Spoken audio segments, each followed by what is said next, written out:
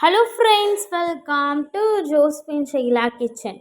Friends, நம்ம கிச்சனில் இன்றைக்கி என்ன ரெசிபி வீடியோ பார்த்தீங்கன்னா ரிவர் கிரேவி. வாங்க எப்படி செய்யலான்னு பார்க்கலாம். ஃபஸ்ட்டு ஒரு கடாயில் தேவையான அளவு வந்து தேங்காய் எண்ணெய் சேர்த்துக்கோங்க. எண்ணெய் காஞ்சோடனே வெங்காயம், பச்சை மிளகாய், கருவேப்பிலை.